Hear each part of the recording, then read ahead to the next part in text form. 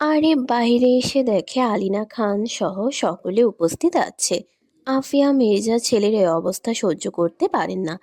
জ্ঞান হারিয়ে মাটিতে লুটিয়ে পড়লে তাকে ভর্তি করাতে হয়। আরিফ ছুটে নিজের মায়ের কাছে এগিয়ে গেল। মায়ের দু হাত ধরে অনুনয় করে বলল, মা, ও মা, দেখো না ওরা রশনিকে নিয়ে যাচ্ছে। যাক। ছেলের কথা শেষ করতে না দিয়ে কঠোর কণ্ঠে বলে উঠল আলিনা। অবাক নেত্রে মায়ের পানে তাকায় আরিফ। যাক মানে? কি বলছি কি এসব তার মা? সে তো রওশনীকে নিজের মেয়ের মতো ভালোবাসে। কি বলছো কি তুমি? রশনি না তোমার মেয়ের মতো? মেয়ের মতো? মেয়ে তো নয়। স্পষ্ট ভাষায় জবাব দেয় আলিনা। যা শুনে স্তব্ধ হয়ে যায় আরিফ। তার মা এভাবে স্বার্থপরের মতো আচরণ করছে কেন? চিৎকার করে উঠল আরিফ। মেয়ে হোক বা না হোক, সে তোমার ছেলের বউ, আর তোমার ছেলে তাকে ছাড়া বাঁচবে না। ওকে আটকাও। আলিনার নিশ্চুপ থাকা মেনে নিতে পারছে না আরিফ। মায়ের পায়ের কাছে গিয়ে পড়ে। ভাঙ্গা অসহায় গলায় বলে, এমন করো না আমার সাথে তোমরা, প্লিজ। আমার শ্বাস আটকে আসছে। পা ছাড়ো আবির। একজন খুনির জন্য এরকম করা শোভা পায় না। মাথা তুলে মায়ের দিকে তাকালো আরিফ। বলল, খুনি মানে? কি বলছো তুমি? এইসব কথা পরে হবে। এখন তোমার আঙ্কেল আন্টির অবস্থা খারাপ, তাদের পাশে দাঁড়াতে হবে আমাদের। নিধি, রেহানের দাফনের ব্যবস্থা তো করতে হবে। আরিফ যত নিজের মাকে দেখছে তত অবাক হচ্ছে। এই তো তার মা না? তার মাকে তো সে চিনতে পারছে না। কিভাবে স্বাভাবিক আচরণ করছে যেন মনে হচ্ছে কিচ্ছুই হয়নি। পা ছাড়িয়ে নিয়ে আলিনা হাঁটা দেয়। সে নিজেকে বাহ্যিকভাবে শক্তভাবে প্রেজেন্ট করলেও বাহির থেকে নিজেও ভেঙে বসে আছে। সে যে কিভাবে আছে তা সে কাউকে বোঝাতে পারছে না। ছেলের এই দশা, রওশনীকে এভাবে নিয়ে যাওয়া, রেহানের সুইসাইড, নিধির মৃত্যু, আফিয়ার অবস্থা, আলিনা পুরো পাগল হয়ে গেছে। কথায় আছে না, অল্প শোকে কাতর আর অধিক শোকে পাথর। সেরকম অবস্থা হয়েছে আলিনার। মায়ের এভাবে চলে যাওয়া মেনে নিতে পারে না আরিফ। পুরুষ যখন নিজের সবচেয়ে মূল্যবান জিনিসটা হারাতে বসে, তখন সে আর ঠিক থাকতে পারে না। তখন কান্না না করা পুরুষগুলোর চোখ দিয়েও অশ্রুকণা পড়ে। সেখানে সেই মূল্যবান সম্পত্তি যখন প্রাণপ্রিয় প্রেয়সী, তখন তো কথাই নেই। গগন কাঁপিয়ে চিৎকার করে ওঠে আরিফ। তার এই কষ্টের এক একটা চিৎকার পুরো হসপিটাল কাঁপিয়ে তুলে যেন। প্রতিটি দেয়ালে সেই বেদনাদায়ক হাহাকার ধাক্কা খেয়ে পুনরায় ফিরে আসে। স্তব্ধ হয়ে যায় পরিবেশ। শুধু দেখা যায় এক অসহায় প্রেমিককে। রশনিকে ফিরিয়ে দাও না মা। এমন করছো কেন? মা, ও মা, ওরা যে রশনিকে নিয়ে চলে যাচ্ছে। আর কেউ আটকাও। তোমরা আটকাচ্ছ না কেন? আহ রশনি! শুনে রাখো সকলে, তোমরা হয় রশনিকে আটকাবে, না হয় আরো একটা লাশ দাফন দেবে কালকে। অবশ্যই লাশটা হবে এই আরিবের। মির্জা বাড়ি এই যেন এক শোকের বাড়ি, মৃত্যুপুরীতে পরিণত হয়েছে। নিধি রেহানের শেষ গোসল করিয়ে পাশাপাশি তাদের খাটিয়া রাখা হয়েছে। একদিকে যেমন শোকের, তেমনি এ যেন এক ভালোবাসার প্রতীক। কি সুন্দর না? মানুষ যখন প্রেম থাকে, তখন একজন আরেকজনকে বলে, বাঁচলে একসাথে বাঁচবো, মরলে একসাথেই মরবো। কিন্তু এই প্রতিশ্রুতি রাখতে পারে কয়জনই বা? বলতে গেলে রাখেই না। সেখানে রেহান কাজে করে সেটা প্রমাণ করে দিয়েছে। মানুষ দিয়ে ভরে আছে মির্জাবাড়ি। কেউ কেউ দুঃখ প্রকাশ করছে, তো কেউ আবার সান্ত্বনা দিচ্ছে। যারা একসময় দেখতেও পারে না তারাও কিন্তু আসে। অনেকে আজকের দিন পর্যন্তই মনে রাখবে। তারপর যারা আত্মীয় স্বজন আছেন তারা হয়তোবা সপ্তাহখানেক মনে রাখতে পারেন। আপন মানুষগুলোই যেখানে একদিন এসব ভুলে যাবে, সেখানে পর দিয়ে কি? যে মানুষটা ভুলতে পারবে না সে বর্তমানে নিধির সঙ্গী হিসেবে যাচ্ছে। খাটিয়ার পাশে বসে বিলাপ করছেন নিধির মা বাবা। কোনো মা বাবাই চায় না সন্তানের মৃত্যু নিজ চোখে দেখুক। কোনো মাই তার কোল খালি দেখতে পারে না। কোনো বাবাই পারে না তার সন্তানের খাটিয়া বহন করতে। আজ ছোট ভাইটাও যেন বুঝে গেছে, তার বোন যেখানে গিয়েছে সেখান থেকে মানুষ আর ফিরে আসতে পারে না। বোনের শিওরে বসে বলে ওঠে, আপাই, ও আপাই, ওঠো। দেখো, আমি আর তোমার চকলেট ধরবো না। আমি আরো আমার সব খাবার দিয়ে দিব তোমায়। তুমি উঠে পড়ো। আর ঝগড়া করো না, পমিট। ভাইয়ের এই আহাজারি শুনেও বোন আজ চোখ খুলে না। বন্ধ থাকে তার চোখের পাতা। বোনকে চোখ খুলতে না দেখে এবার নিজের মায়ের কাছে যায়। ছেলেকে বুকের মাঝে জড়িয়ে ধরেন ভদ্রমহিলা। ছেলের মুখটা দুই হাতের আঁচলায় ধরেন রেহানের বাবা রায়হান মির্জা। ব্যবসায়িক কাজে দেশের বাইরে থাকেন বলে ছেলে মেয়ে পরিবারের সাথে সময় দিতে পারেন না বলে একটা আক্ষেপ সর্বদাই থাকে। আজ মনে হচ্ছে আক্ষেপটা আরো বেড়ে গিয়েছে। আফসোসগুলো করে করে খাচ্ছে থাকে। এত টাকা পয়সা কামিয়ে কি হলো? ছেলেটাই তো আর রইল না। মুখ খালি করে দিয়ে চলে গেল। শার্টের হাতা দিয়ে চোখের পানি মুছলেন রায়হান মির্জা। তবুও অবাধ্য জলগুলো পড়তেই রইল। রায়হান নিজের ছেলের হাতটা ধরলেন, কপালে ঠেকিয়ে ঠুকরে কেঁদে উঠলেন। বললেন, বাবারে কই গেলি আমার বাবা? এই বুইড়া বাপের আগেই তুই চলে গেলি কেন রে? বুক কাঁপলো না তোর? একবার ভাবলি না এই বুড়ো মা বাবার কথা? অপর প্রান্ত নিশ্চুপ শান্ত। তার যে বাবার কথার জবাব দেওয়ার মতো পরিস্থিতিই নেই। পাগলের মতো দৌড়ে আসে আফিয়া মির্জা। বিলাপ করে বলে, বাপ আমার, ও রেহান, কোথায় তুই? আমার ছেলে, আমার ছেলেকে তোমরা নিয়ে যেও না। এতক্ষণ জ্ঞান ছিল না তার। তখন হসপিটালের পর জ্ঞান ফিরলে বাসায় নিয়ে আসা হয়। কিন্তু যখনই দেখেন ছেলের লাশ লাশবাহী গাড়িটি থেকে নামাচ্ছে, স্থির থাকতে পারে না। মায়ের মন তো মোচড় দিয়ে উঠে। ছুটে যান ছেলের নিথর দেহটির দিকে। আশ্রে পড়েন ছেলের বুকে। কান্না করতে করতে ভাসান ছেলের রক্তমাখা শার্টটিও। আজ যদি রেহান বেঁচে থাকতো, কখনই এভাবে চোখের পানি ফেলতে দিত না। তারপর ছেলের বুকের উপরই শরীরের ভার ছেড়ে দেন আফিয়া মির্জা। দাঁতের সাথে দাঁত আটকে যায় তার। বোঝা গেল পুনরায় সেন্স হারিয়েছেন তিনি। রায়হান মির্জা শত চেষ্টা করেও থামাতে অক্ষম নিজের স্ত্রীকে। কি বলবেন তিনি? নিজেরই তো বুক ফেটে কান্না পাচ্ছে। এদিকে আহাজারি করতে করতে আফিয়া মির্জা বলেন, বাবা, মানিক আমার, দেখ একবার, এভাবে মাকে ছেড়ে গেলি? কিভাবে পারলি রে তুই? কাপা হাতটা নিয়ে রাখলেন ছেলের মাথায়।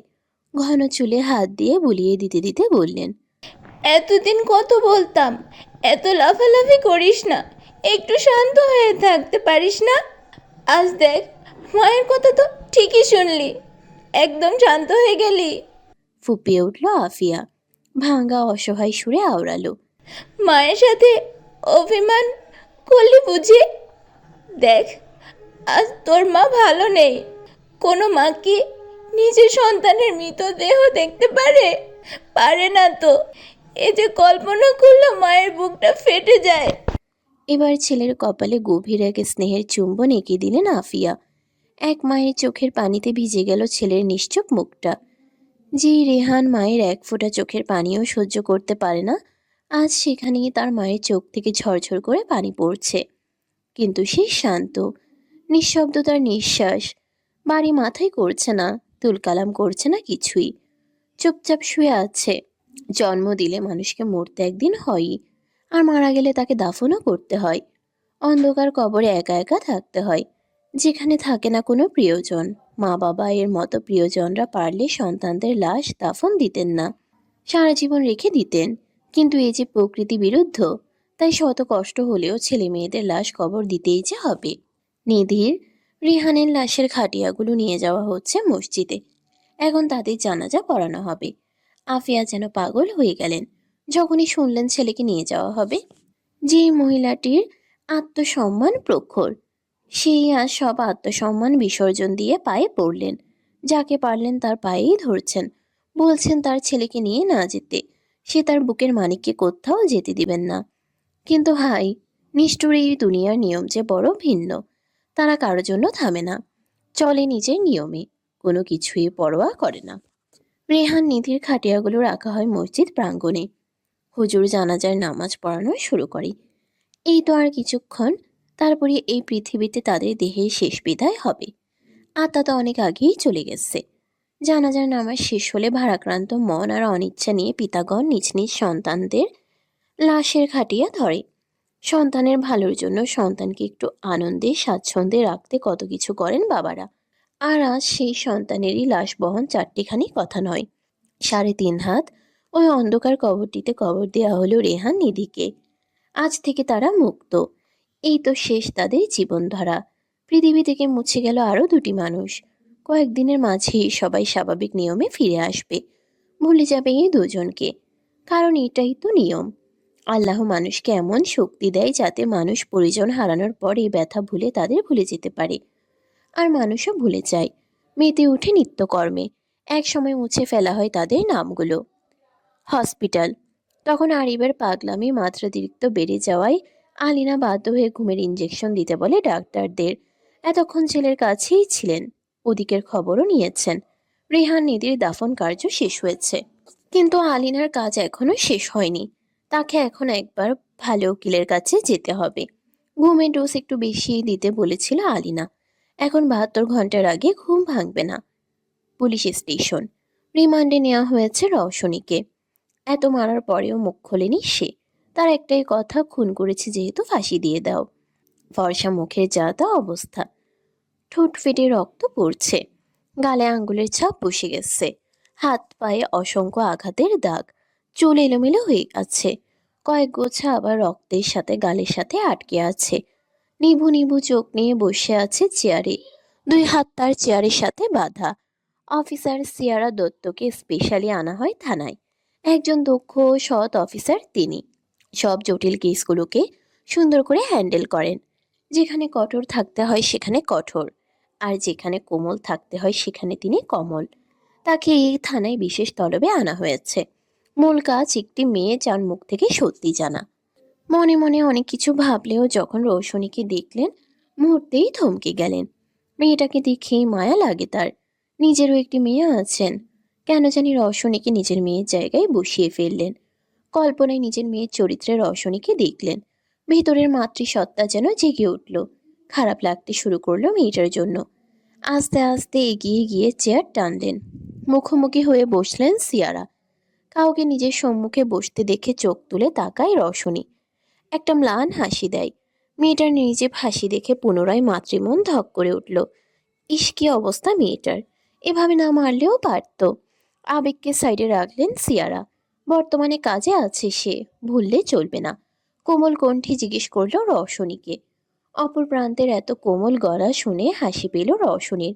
তবে জোরে হাসল না সে, শুধু বিষাদময় হাসি হেসেই বলল, অফিসারদের কোমল গলা মানায় না ম্যাডাম, চেষ্টা করে লাভ নেই, কথা বের করতে পারবেন না। তার থেকে বরং ফাঁসিটাই দিয়ে দিন। চট্টগ্রাম বিশ্ববিদ্যালয়। ভার্সিটির মাঠে যেন মানুষের ঢল নেমেছে। গোল হয়ে ঘিরে আছে সকলে। ভিড়ের মাঝে ঠেলে ঠুলে কোনো রকমে পার করে সামনের দিকে এগিয়ে গেল অমিশা। নিজের বন্ধুমহল দেখতেই সেখানে তাদের নিকট গিয়ে দাঁড়ালো। অমিশাকে দেখেই তেতে ওঠে রুক্মিণী, বলে, এই তোর আসার সময় হলো, আর একটু পর আসতি যখন সব শেষ হয়ে যেত। রুক্মিণীর রাগার কারণ বুঝতে পারল না অমিশা, তাই আরহানকে জিজ্ঞেস করলো। কাহিনী কি? ওর মাথায় এক গাঁটটা মেরে আলিনা বলে, সামনে তাকা, তাহলেই বুঝবি রূপের রেগে থাকার কারণ। মাথায় হাত দিয়ে ডোলে খেকিয়ে ওঠে অমিশা, বলে, আলুর বাচ্চা, তোকে আমি দেখে নিব। ওরে পরে দেখিস, এখন সামনের দিকে তাকা। অমিশার কথায় জবাব দিয়ে বলল আভিন। আভিনের দিকে একবার গরম চোখে তাকিয়ে সামনের দিকে ফিরে অমিশা। আভিনের বোঝা শেষ, বাঘিনী খেপিয়ে দিয়েছে সে। ঢোক গিলে বেচারা। অমিশা সামনে তাকাতেই দেখে হাঁটু গেড়ে বসে আছে এক সুদর্শন যুবক। অতিশয় সুন্দর এক রমণীকে রিং দ্বারা প্রপোজ করছে। স্বাভাবিক ব্যাপার হলেও এটা মোটেও স্বাভাবিক নয় অমিশাদের নিকট। পিছনে নিজের বন্ধুদের দিকে তাকিয়ে চোখ দিয়ে ইশারা করে, এটা কি আসলেই? বন্ধু মহলের রেসপন্স পজিটিভ আসলে চোখ বেরিয়ে আসে। ওর অবস্থা দেখে হেসে আলিনা জানায়, সেম আমাদেরও হয়েছিল প্রথমে। ওরা না টম অ্যান্ড জেরি? অমিশা বলে। ওর কথায় আরহান বলে, ওদের কাছে চল, শালারা উপরে উপরে ঝগড়া করে আর তলে তলে টেম্পো চালায়। ঠিক বলেছিস তুই, আমাদের যাওয়া দরকার। আরহানের কথায় সম্মতি জানিয়ে বলে রুক্মিণী। আভিনের কথায় সবাই অগ্রসর হয় সামনের দিকে। রাইসান এক হাঁটু ভাঁজ করে প্রপোজ করছে তার সামনে দাঁড়িয়ে থাকা রমণীকে। রমণীর মুখ দেখেই বোঝা যাচ্ছে সে কতটা অবাক। হয়তোবা ভাবতেও পারেনি এরকম হবে। নিজের কাঁধের উপর কারো শক্ত থাবা পেতেই পিছু তাকায় রাইসান। আভিন মেরেছে থাবা। আরহান বলে, শালা তলে তলে টেম্পো চালাও আর আমাদেরকে কিছু বুঝতে দেও না। সহমত প্রকাশ করে অমিশা বলে ওঠে। সেই তো, তোকেও বলি রোজা, তুই তো জানতে পারতি। বিরক্ত হয় রওজা, বলে, আরে বাল, আমি নিজেই তো জানতাম না। হয়েছে হয়েছে, এখন তুই অ্যাকসেপ্ট না করে দাঁড়িয়ে আছিস কেন? আলিনা শুধায়। নিজের পাশে থাকা বান্ধবীদের দিকে তাকায় রওজা। চোখ দিয়ে আশ্বাস দেয় আলিনা। রুক্মিণী রওজার কাঁধে হাত রাখে। অমিশা বলে, অ্যাকসেপ্ট করে ফেল, আর দেরি করিস না। তারপর আস্তে আস্তে নিজের কাপা কাপা হাতটা নিয়ে সামনে বাড়ায় রওজা। মাথা ঝাঁকিয়ে সম্মতি দিলে খুশি হয়ে অনামিকা আঙ্গুলে রিং পরিয়ে দেয় রাইসান। রিং পরিয়ে রিংয়ের উপর থেকেই এক গভীর চুমো খায় রাইসান। খুশি হয়ে জড়িয়ে ধরে প্রেয়সীকে, বলে, থ্যাংক ইউ সো মাচ রাউজো। সবকিছু ঠিক থাকলেও আসলে ঠিক নাই কিছু। দূর থেকে দুটো চোখ দেখছে এই ভালোবাসাময় মুহূর্তটাকে। সিকান্দার বাড়ি চট্টগ্রামের নামকরা ধনী পরিবারের একটি সিকান্দার বাড়ি। ঐতিহ্য আর ধনাঢ্য পরিবার মানেই সিকান্দার বাড়িকে বলা হয়। সিকান্দার বাড়ির প্রতিষ্ঠাতা বহু আগের, তবে বর্তমানে এই বাড়ির একমাত্র কর্তা রাশিক সিকান্দার। এক কথায় একজন অহংকারী লোক তিনি। টাকার পিছনে ছুটেন, নিজেকে সর্বদা নিজের ক্লাসের লোকদের সাথেই রাখেন। সেখানে তার একমাত্র সন্তান রায়সান চলে কতগুলো ছোট লোকদের সাথে। জানিয়ে বহু বললেও ছেলে তার সে কথা শুনেনি। স্পষ্ট ভাষায় জানিয়ে দেয় কিছুতেই বন্ধুদের ত্যাগ করতে পারবেন না। বন্ধুত্ব পর্যন্ত সীমাবদ্ধ থাকলেও হতো, কিন্তু না, একদম মেয়েলি ব্যাপারে চলে গেছে। এই পর্যায়ে আর ঠিক থাকতে পারেন না। কিছুক্ষণ আগে তার লোক খবর দেয় রায়সান নাকি তার গ্রুপের কোনো মেয়েকে প্রপোজ করেছে। কথাটা শুনেই মাথা খারাপ হয়ে যায় রাশিকের। এই ছেলে কোনোদিনও ক্লাস মেনটেন করে চলে না। আজ আসুক বাড়িতে, এর একটা হ্যাস্তন্যাস্ত করবই। অন্যদিকে রওজা রাজি হতেই ওর হাত চেপে ধরে হাঁটা লাগায় রাইসান। এভাবে টানাতে রওজা একটু অপ্রস্তুত হয়ে পড়ে। জিজ্ঞেস করে, এ কি, আমরা কোথায় যাচ্ছি? কাজী অফিস। কি? এত রিকোয়েস্ট করার কিছু হয়নি? কিন্তু আমরা কাজী অফিসে যাব কেন? দৃষ্টি তাক করে অবুঝ প্রেয়সীর পানে ঠান্ডা গলায় বলে। নিকাহ করতে। কথা বলতে বলতে বাইকের কাছে চলে আসে রাইসান। রওজাকে বসায়। এরপর বাইক স্টার্ট দিয়ে চলে যায়। কাজী অফিস থেকে বের হয়েছে সকলে ওরা। এখন যে যার বাসায় ফিরবে। রওজার ফ্যামিলি নিয়ে চিন্তা নেই, কারণ রওজার কেউ নেই। সে হোস্টেলে থেকে পড়াশোনা করে। যত চিন্তা রাইসানের তার বাবাকে নিয়ে। তাই কোনো রিস্ক না নিয়ে বিয়েটাই করে ফেলে। একদম সাদামাটাভাবে রাইসান রওজার বিয়েটা হয়। রাইসান দুই হাতের তালুতে সদ্য বিবাহিত স্ত্রীর মুখটা ধরে বলে, এখন এভাবে বিয়ে করলাম, পরে তোমাকে সব কিছু দিয়ে সাজিয়ে বিয়ে করব। মুচকি হাসল রওজা। টিটকিরি মেরে বলল, বাহ বাহ, বিয়ে হতে পারলো না, এর মধ্যেই তুই থেকে তুমি। হেসে উঠল রাইসানও। নিজ কপাল দিয়ে প্রেয়সীর কপালে মৃদু ধাক্কা দিয়ে বলে, তুমি আমার বউকে আমি তুমি করেই বলবো। কেটে যায় বেশ কয়েকটি বছর। সেদিন বিয়ের পর রাইসান যখন রওজাকে নিয়ে যায় নিজের বাড়ি, রাশিক সিকান্দার মেনে নেয় না তাদের বিয়ে। এক কাপড়ে নিজের সদ্য বিবাহিত স্ত্রীকে নিয়ে বেরিয়ে আসে রাইসান। বন্ধুদের সহায়তায় কোনো রকমে দিন পার করে তারা। রওজার কষ্টের জীবনে অভ্যাস থাকলেও রাইসানের তা নেই। বড়লোকের এক ছেলে। আরামায়েশে পার করা ছেলেটাও মাথার ঘাম পায়ে ফেলে কাজ করেছে। কষ্ট তো করতেই হয়েছে, কিন্তু এর মধ্যেও ছিল তাদের ভালোবাসা। সংসারে তাদের বিলাসিতার অভাব থাকলেও ভালোবাসার অভাব ছিল না। পড়ালেখা শেষ করে এক একজন এক এক পেশা বেছে নেয়, কিন্তু তবুও তাদের সেই 6 জনের বন্ডিং কখনোই শেষ হয় না। আভিন অমিশা আগে থেকেই রিলেশনে ছিল। পরে তারাও বিয়ে করে। আলিনা আরহানেরও বিয়ে হয়। আর রুক্মিণী বিয়ে করে সবার শেষে। রায়সান যে কিনা একজন উকিল। রওজা কিছু করতে চাইলেও রায়সান তাকে দেয় না। রুক্মিণী সিক্রেট অফিসার পদে যোগ দেয়। আলিনা আরহান নিজেদের বিজনেস শুরু করে। আভিনও বাবার ব্যবসায় মন দেয়, আর অমিশা পাক্কা গৃহিণীতে। এভাবেই চলছিল তাদের দিনকাল। এই ভালো সময় তাদের জীবনে বেশি দিন থাকলো না। একদিন বিকেলের দিকে শপিংয়ে বের হয় রওজা। রায়সান ব্যস্ত থাকায় রওজাকে একলাই যেতে হয়। তো শপিং শেষে বাসায় ফিরছিল। এই রোড দিয়ে সচরাচর সে যাওয়া আসা করে না। এটা একটু নিস্তব্ধ আর জনমানব শূন্য থাকে, তো তাই আজকে কেন আসলো নিজেও জানে না। ওই যে কথায় আছে না, বিপদ আসার হলে আসবেই, সেরকম। হাঁটতে হাঁটতেই রওজা খেয়াল করে একটা ভাঙা বাড়ি দিয়ে কিছু ফিসফিসানির আওয়াজ আসছে। কৌতূহলবশত সেদিকে পা বাড়ায় রওজা। ভাঙা জানালা দিয়ে উকি দিলে দেখে সুনাম ধন্য এক নেতা ঘুষ খাচ্ছে। কি মনে করে মোবাইল বের করে ভিডিও করে সব কিছুর। সব কুকীর্তির ভিডিও রেকর্ড করে বাড়ি আসে। রাতের বেলায় রাইসান বাড়ি ফিরলে ভিডিওটা দেখায়। প্রথমে রওজার এমন ঝুঁকিপূর্ণ কর্মে কিছুক্ষণ ধমকও দেয়, পরে ভিডিওটা দেখে দেয় এক লাফ। রওজাকে কোলে নিয়ে গোল গোল ঘুরতে ঘুরতে বলে, রাউজু রাউজু মির্জান, তুমি তো অসাধ্য সাধন করে ফেলেছো। আমাকে নামাও তো আগে। নামিয়ে দিল রাইসান। রওজা জিজ্ঞেস করলো, এখন বলো তো কাহিনী কি? কাহিনী হলো, এই নেতার পিছনে খবর অনেক দিন ধরেই খোঁজা হচ্ছিল। রূপরা এই নেতার বিরুদ্ধে অনেক দিন ধরেই পড়েছে, শুধু সঠিক তথ্যের জন্য কিছুই করতে পারছিল না। আরে এটা তো তাহলে ভালোই হলো। তবে আর বলছে কি, রওজার প্রমাণ কাজে লাগিয়ে সেই নেতাকে ধরা হয়। তার আরও সব কুকীর্তি ফাঁস হয়। পরে সেই নেতার জেলও হয়। যেখানে কোনো উকিল ওনার বিরুদ্ধে লড়াতে চায়নি, সেখানে রাইসান কেস লড়ে এবং সর্বোচ্চ শাস্তির ব্যবস্থা করে সমাজে এসব কিটের। নিজের এত বড় সর্বনাশ কিছুতেই মেনে নিতে পারে না রাজনৈতিক সেই নেতা মেহরাব হোসেন।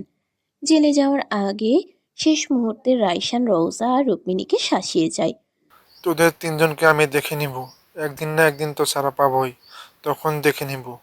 মেহরাবের জেলে যাওয়ার ঘটনার কেটে যায় 10টি বছর। আজ ছাড়া পাবে সে। জেলের বাইরে দাঁড়িয়ে আছে মেহরাবের সাঙ্গপাঙ্গরা। সবারই আজকে খুশির দিন, তাদের নেতা মুক্ত হবে সেই উল্লাসে। আজ 10 বছর পর বের হয়ে বাহিরের পরিবেশ দেখেও খুশি হয় না মেহরাব, বরং রাগ জেদ জেগে বসে মাথায়। উদ্দেশ্য একটাই, যাদের জন্য আজ তাকে এতগুলো বছর জেল খাটতে হয়েছে তাদের দেখে নিবে সে। নিজের সবচেয়ে বিশ্বস্ত চেলা রিজভিকে ডাকে। ভাইয়ের আদেশ পেতেই হাজির হয় রিজভি। জিজ্ঞেস করে, আসসালামু আলাইকুম ভাই, ডাকছিলেন আমায়? হেসে দিয়ে উত্তর দেয় মেহরাব। হ্যাঁ রে, যাদের জন্য আমাকে এই অন্ধকার কারাগারে থাকতে হয়েছে তাদের আমি এত সহজে ছাড়বো না, খোঁজ নে ওদের। জি ভাই। তবে কাজে লেগে পড়, আমি না হয় আমার আস্তানায় একটু ঘুরে আসি। মেহরাবের সাথে রওজার দ্বন্দ্বের খবর পায় রাশিক সিকান্দার। প্রতিশোধ পরায়ণ মন জেগে উঠল তার। স্বার্থসিদ্ধি হাসিলে হাত মেলায় রাশিক সিকান্দার আর মেহরাব হোসেন। রচনা করতে শুরু করে কয়েকজন নিরপরাধ মানুষের বিরুদ্ধে এক জঘন্য কুৎসিত খেলা। তবে এখানেও চোরের উপর বাটপাড়িগিরির মতোই মেহরাব ধোকা দেয় রাশিককে। রাশিক মূলত বলেছিল নিজ ছেলেকে তার কাছে ফিরিয়ে দিতে, বাকিদের সাথে কি করবে সেটা দেখার বিষয় তার না। কিন্তু মেহরাব চালে অন্য চাল। সে তো রাইসানের উপরও চড়াও, তাই সুযোগ পাওয়ায় হাতছাড়া করেনি। লুফে নেয় সুযোগ। নোংরা এক পরিকল্পনা করে কয়েকজন মানুষের জীবনের বিনিময়ে প্রতিশোধ পূরণের। তককে তককে ছিল মেহরাব, শুধু একটা সুযোগ। অবশেষে সেই সুযোগ চলেও আসে। দিনটি ছিল শনিবার। মেহরাব জানতে পারে রওজারা স্বপ্নাকে একত্রিত হয়েছে। ব্যাস, লোক লাগায়।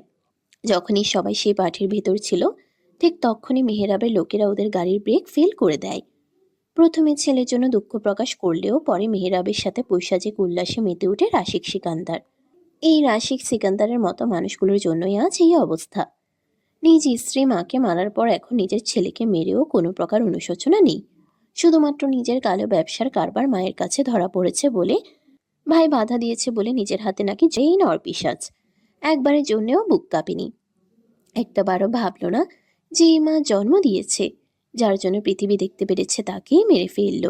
অন্যদিকে বিপদ একদম সামনে। নিজের মেয়েকে বাঁচাতে রায়সানার রওজা জীবনের পরোয়া পর্যন্ত করে না। রায়সানার রওজার একমাত্র মেয়ে রওশনী, তাদের ভালোবাসার একমাত্র প্রতীক সে। রওশনী ছোট হলেও এতটুকু ঠিকই বুঝতে পেরেছে যে কিছু একটা ঘটতে চলেছে। এই তো মাত্রই কামিনীকেও রূপ আন্টি জানালা দিয়ে ফেলে দিলেন। সে বুঝতে পারছে মা বাবা কি বলছে, কিন্তু সে তো মা বাবাকে ছেড়ে কোথাও যাবে না পণ করেছে। রওজা মেয়ের মনোভাব বুঝলেন। মেয়েকে বুকের মাঝে শক্ত করে চেপে ধরে হু হু করে কেঁদে উঠলেন। রায়শা নিজেও কাঁদছে, কিন্তু মেয়েকে আগে বাঁচাতে হবে, তাই ধমকে উঠলেন স্ত্রীকে। কি করছো রোজা? রওশনকে বাইরে বের করতে হবে। সম্বিত ফিরল রওজার। স্বামীর পানে চাইল অশ্রুসিক্ত নয়নে। রায়শান দেখেও না দেখার ভান করে রওশনীকে ছোঁ মেরে নিলেন নিজের কাছে। মেয়ের কপালে চুমু দিলেন। গালে সারা মুখে এলো পাথারি চুমু দিল রায়শান। এই মেয়ে যে তার বড় প্রিয় সম্পদ। কষ্টে বুকটা বুঝি দুভাগ হয়ে গেছে। আরও কিছুক্ষণ রাখতে চাইলেই সামনে থেকে আভিন চেঁচিয়ে উঠল, রাইসা করিস কি? পাগল হয়ে গেলি? এখানে রাইসাকে নিজেদের কাছে রেখেছিল, বের কর ওকে। সম্মতি জানিয়ে বুকে পাথর বেঁধে জানালা দিয়ে ছুঁড়ে ফেলেন মেয়েকে। জানালার ফাঁক গলিয়ে মাথা বের করে বলে, আব্বু যে করে হোক দাদুমণির কাছে যাবে। শুধু এইটুকুই ছিল রাইসানের বলা শেষ বাক্য। এরপরই বিকট আওয়াজ তুলে গাড়িটি ধাক্কা খায় গাছের সাথে। রাইসান হয়তোবা ভেবেছিল বাবা ঠিক তার মেয়েকে দেখে রাখবে, কিন্তু ও তো আর জানে না ওর বাবাই ওদের মারার প্ল্যান করেছে। বাবা! বলে চেঁচিয়ে উঠল রওশনী। ছুটে যেতে নিলে গড়িয়ে খাদের মতো নিচু জায়গায় গড়িয়ে পড়ে। গড়াতে গড়াতে সোজা গিয়ে পাথরে মাথা ঠুকে। সাথে সাথেই সেন্স হারায় মেয়েটা। মাথা ফেটে রক্তের ধারা বইতে থাকে, কিন্তু দেখার মতো কেউ রইল না। আসলে রাইসান রওশনীকে কিছুটা খাদ জায়গায় ফেলেছে। রাস্তাটা ঢালু, গাড়ির ব্রেক ফেল হওয়ায় গাড়িটা সোজা রাস্তায় না চলে আঁকাবাঁকা পথে চলে। প্রায় 3:30 বাজে। চারপাশে অন্ধকার, নিশ্চুপ আর নিস্তব্ধতা বিরাজ করছে। চাঁদের আলোয় যা দেখা যায় ওইটুকুই। আর এই চাঁদের আলোয় একটা নিষ্পাপ পবিত্র মায়াবী বাচ্চা মুখ চকচক করে। কি স্নিগ্ধ লাগছে মুখখানা রওশনীর। আস্তে আস্তে চোখ খুলে রওশনী। মাথাটা ভীষণ ব্যথা তার। নিজের ছোট 2 হাত দিয়ে মাথা চেপে ধরে তারপর ধীরে ধীরে উঠে বসে। চারপাশের পরিবেশ দেখে গা কাটা দিয়ে ওঠে। ভয়ে অস্থির হয়ে যায়, শরীর কাঁপতে থাকে। ব্যথা ট্যাথা ভুলে ভরকানো গলায় মাকে ডাকতে থাকে। মা! মা! ও মা, কোথায় তুমি? ভয় করছে আমার বাবা। মেয়েটার গলার আওয়াজ প্রতিধ্বনি হয়ে মেয়েটার কাছে আবার ফিরে আসছে। ভয় এবার আরো জেগে বসে, চিৎকার দিয়ে ওঠে। মা! বাবা! কোথায় তুমি? তোমার রশনির ভয় করছে। আব্বু, আম্মু, আমায় নিয়ে যাও। না, কোনো সারা শব্দ নেই, না কেউ আছে, আর না তো রওশনীর বাবা মা আসছে। যেখানে বাবা রওশনীর একটু ডাকে হুড়মুড়িয়ে আসে, সেখানে আজ এত ডেকেও আসছে না। রওশনীর ডাকে ওর মা বাবা না আসলেও আসে দুটো মানুষরূপী হিংস্র হায়না। সাদা আর হীরা নামের 2 মাতাল ড্রিঙ্ক করছিল পাশেই একটা ভাঙা দালানের ভিতরে। দুটোই একে তো ড্রিঙ্ক করেছে, তার উপর বাচ্চা মেয়ের আওয়াজ। সাদা হীরাকে উদ্দেশ্য করে বলে, এই শালা, মাল কি একটু বেশি গিললাম নাকি রে? এই রাতের বেলায় বাচ্চার আওয়াজ। দুর্বল দুইজন কি এক লগে হুমু?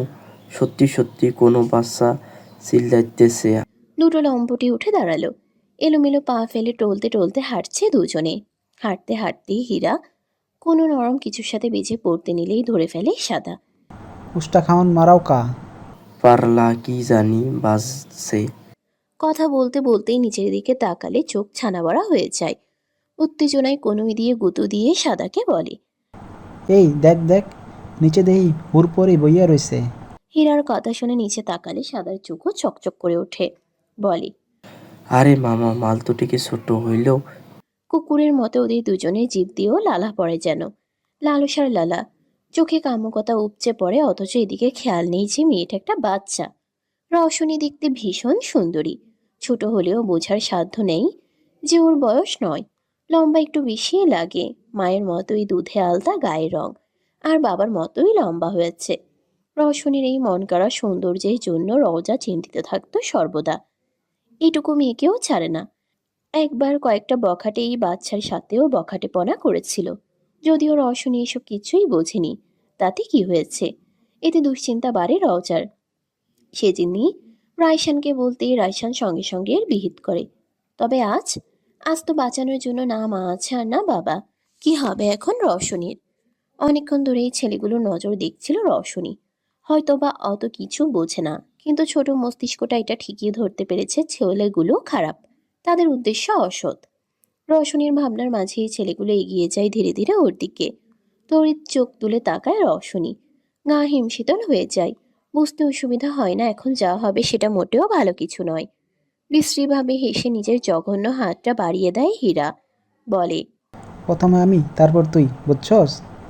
সাদাকে উদ্দেশ্য করে বললে সেও মাথা ঝাঁকিয়ে বোঝায় বুঝছে। বসা অবস্থাতেই এক পা করে পিছায় রওশনী, আর ওর দিকে লোভাতুর দৃষ্টি দিয়ে এগিয়ে যায় হীরা। যেই না হীরা রওশনীকে ছুবে তার আগেই মেয়েটা একটা অসম্ভব সাহসে কাজ করে বসে। পাশ থেকে কিছু মাটি নিয়ে সেগুলো ছুঁড়ে মারে হীরা নামক ছেলেটির চোখে। হঠাৎ চোখে এরকম আক্রমণ হওয়ায় চিৎকার দিয়ে ওঠে ছেলেটা। চোখে মাটি ঢুকায় অসম্ভব জ্বালা করছে তার। নিজের সাথীর এমন দশা দেখে সাদা যেন ক্ষিপ্ত হয়ে যায়। পশুর ন্যায় হামলে পড়ার আগেই একটা পাথরের বাড়িতে কপাল ফেটে যায়। হ্যাঁ, পাথর দিয়ে বাড়ির রওশনীই দিয়েছিল। কয়েক সেকেন্ড মাত্র কয়েক সেকেন্ডের মধ্যেই মেয়েটা যেন বড় হয়ে গেল। দেরি না করে হীরাকেও পাথর দিয়ে আঘাত করে রওশনী। পাথরের সাইজ বড় ছিল না, তাই সহজেই রওশনী উঠাতে পারে। একেই মাতাল ছিল, তার উপর পাথরের বাড়িতে একদম ঢলে পড়ে মাটিতে দুই বখাটে। এদিকে এরকম একটা কাজ করে হাত পা রীতিমতো কাঁপছে রওশনীর। ও নিজেও যেন বুঝতে পারছে না ও আসলে কি করছে। কাঁপা কাঁপা পায়ে দৌড় লাগায় যেদিকে দু চোখ যায় সেদিকে রওশনী। রওশনী সেখান থেকে যেতেই হাজির হয় আরিফ আর অভ্রনীল চৌধুরী। তারা এখানে এসেছে রওশনীকে খুঁজতে, কিন্তু রওশনীকে তো পাই নাই। উপরন্তু দুটো মানুষের রক্তাক্ত শরীর পেয়েছে। নাকের কাছে হাত টেকিয়ে দেখে হয় দুটোরই শ্বাস চলছে। এতে আরিফ আর অভ্রনীল দুজনেই কিছুটা হলেও নিশ্চিন্ত হয়। কি হয়েছে তারা জানে না, তবে এই দুজনের জ্ঞান ফিরলে জানতে পারবে ভেবেই দুজনকে নিয়ে হসপিটালে যায় তারা। আসলে তখন পরিস্থিতি এমনই ছিল যে তারা অভ্রয় কামিনীকে নিয়েই ব্যস্ত হয়ে পড়েছিল। আরিফ অভ্রয় কামিনীকে হসপিটালে ভর্তি করানোর চক্করে অভ্রনীল বেমালুম ভুলেই গিয়েছিল রওশনীর কথা। পরে আরিফের মনে পড়লে তাৎক্ষণিক সে খুঁজতে বের হয়। সে শিওর ছিল রওজা আন্টি তার মেয়েকে যে কোনো মূল্যেই বাইরে বের করবে। তাই তো রাত হয়েছে বিধায় চিন্তারাও আরও জেগে বসে। সে কারণে অভ্রনীল আর আরিফ মিলে বের হয়। আর এখানে এসে তো দেখে এই কাণ্ড। আপাতত এই দুজনের জ্ঞান ফেরার অপেক্ষা। এরাই দিতে পারবে রওশনীর খোঁজ। প্রাণপণে ছুটে চলেছে রওশনী। উদ্দেশ্যহীন গন্তব্য তার। কোথায় যাবে, কি করবে, আপাতত সেসব কিছুই মাথায় আসছে না। সে তো ছুটে চলেছে এক মনে। ছুটতে ছুটতেই হঠাৎ ধাক্কায় তাল সামলাতে পারে না, ছিটকে পড়ে পিচ ঢালা রাস্তার উপর। ব্যথায় কোকিয়ে উঠল। ও মা গো! বলে চিৎকার করে পুনরায় জ্ঞান হারায় সে। এত চাপে এই ছোট শরীরটা নিতে পারেনি। তার উপর গাড়ির চাপে পড়ে তো আরোই খারাপ অবস্থা। এভাবে গাড়ি থামাতে প্যাসেঞ্জার সিটে বসা লোকটা খেকিয়ে ওঠে ড্রাইভারটির উপর। কি হলো কি মহিন, এভাবে গাড়ি থামিয়েছো কেন? আসলে স্যার, গাড়ির সামনে একটা মেয়ে এসে পড়েছিল, তাই। হোয়াট, পিষে দিতে? লোকটির কথায় ড্রাইভার মহিন আঁতকে ওঠে, মিনমিন করে বলে। স্যার, আমি একটু বাহিরে গিয়ে দেখব। বিরক্ত হলেও কি মনে করে আবার অনুমতি দিয়ে দেয় লোকটি। সময় ব্যয় না করে তৎক্ষণাৎ গাড়ি থেকে নেমে মেয়েটার কাছে যায় মহিন। অচেতন পড়ে থাকা মেয়েটাকে দেখেই মায়া হয় মধ্যবয়স্ক এই লোকটির। এত ছোট বাচ্চা মেয়ে এই রাতের বেলায় এরকম একটা নির্জন জায়গায় কি করছে তাই ভেবে পেল না মহিন।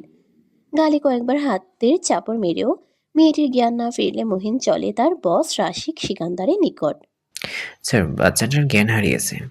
ডাকলাম কিন্তু কোনো সাড়া শব্দ নেই। বাচ্চার কথা শুনেই রাশিকের লোভী মন জেগে উঠল। বাচ্চা কিডন্যাপিং সহ বাচ্চা পাচার, তাদের বডি পার্টস বিক্রির ব্যবসা আছে যে তার। তাই এইভাবে এত সহজে বাচ্চা পেয়ে যাওয়ার খুশি হলো রাশিক সিকান্দার। দ্রুত আদেশ দিল মহিনকে। বাচ্চাটাকে নিয়ে এসো মহিন। জি স্যার। তারপর তাড়াতাড়ি গিয়ে বাচ্চাটাকে নিয়ে গাড়িতে বসালো মহিন। এদিকে বাচ্চাটার সৌন্দর্য দেখে তো টাস্কি খেলো রাশিক। সঙ্গে সঙ্গে মাত্র নেওয়া পাচার করার সিদ্ধান্ত পাল্টে ফেলল। এই মেয়েকে সে বড় করবে, আর যে মেয়ে ছোটবেলাতেই এত সৌন্দর্য সে মেয়ে বড় হলে তো আরো বেশি রূপবতী হবে। রাশিকের লোভাতুর চোখগুলো চকচক করে উঠল। এই মেয়ে তো তার জন্য টাকার গাছ বানিয়ে দিবে। দেহ ব্যবসা রমরমা হয়ে যাবে। চারদিকে তখন শুধু লাভ আর লাভ। তাছাড়া বিদেশি ডিলারদের কাছে আরামসে বিক্রি করা যাবে, সাথে মোটা অঙ্কের টাকাও আসবে। লাভের কথা ভেবেই পৈশাচিক আনন্দে হো হো করে হেসে উঠল রাশিক সিকান্দার। আবারও ভালোভাবে মেয়েটাকে দেখতে গেলে তার মাঝে কিছুটা খটকা লাগে। মেয়েটার চেহারা তার সাথে মিলে, তার ছেলের চেহারাও কিছুটা মিল পাওয়া যায়। কে এই অজ্ঞাত অচেনা মেয়েটি? হসপিটাল। কাইলেন যখন কামিনীকে নিয়ে চলে যাচ্ছিলেন হসপিটাল থেকে, তখনই এক রুমের সামনে দিয়ে যাওয়ার সময় থেমে যান। কিছু একটা মনে হতেই হালকা ভিড়ানো দরজাটা সামান্য খুলে দেখার চেষ্টা করেন কাইলেন। বাবাকে এভাবে উকিঝুঁকি দিতে দেখে কামিনী জিজ্ঞেস করে, কি হয়েছে পাপা? মেয়ের দিকে তাকিয়ে তার মাথায় হাত বুলিয়ে জবাব দেন। কিছু হয়নি প্রিন্সেস। কৌতূহল লাগে কামিনীর। বাবার সামনে দিয়ে হালকা একটু উকি দিতেই দেখা মিলে পরিচিত কিছু মুখের। বলে উঠে কামিনী, আরে এ তো অব্রয় ভাইয়া আর আবির ভাইয়া। তাড়াতাড়ি মেয়ের মুখ চেপে ধরলেন কাইলেন। কোলে উঠিয়ে নিলেন মেয়েকে, বললেন, প্রিন্সেস, ভিতরের কথাগুলো মন দিয়ে শুনতে দাও। আচ্ছা। কি বুঝলো কে জানে মেয়েটা, তবে বাবার কথাই সম্মতি দিল। নিজেও শুনতে লাগলো তাদের কথোপকথন। আমি তোকে বোঝাতে বোঝাতে উঠেছি, আর কতবার বোঝাবো তোকে? তুই বোঝালে তো সত্যিটা মিথ্যে হয়ে যাবে না আরিফ। তোর কারণে আমি আমার বাবা মাকে হারিয়েছি। তুই একটা খুনি। কান্নায় ভেঙে পড়ে অভ্রয়, বিলাপ করে বলে। না না, তুই খুনি না, খুনি তো আমি। অভ্রয় তো কষ্টে যা পারছে বলে দিয়েছে, কিন্তু বেচারা বুঝলো না ওর এই একটা কথা শুনে কেউ একজন তার উপর প্রতিশোধ পরায়ণ হয়ে পড়বে। আর কিছু না শুনিয়ে আস্তে করে দরজাটা দিয়ে মেয়েকে কোলে নিয়ে হাঁটা লাগায় কাইলেন। ছোট্ট কামিনীর কৌতূহল যেন শেষই হয় না, জিজ্ঞেস করে বাবাকে। পাপা খুনি কি? মুচকি হাসলো কাইলেন, জবাব দিল। সব বলবো তোমাকে আমি প্রিন্সেস। এখন তো সময় চলে এসেছে তোমাকে নিউ ওয়ার্ল্ডের সাথে পরিচয় করানো আর খুনিদের বিরুদ্ধে রিভেঞ্জ নেওয়ার।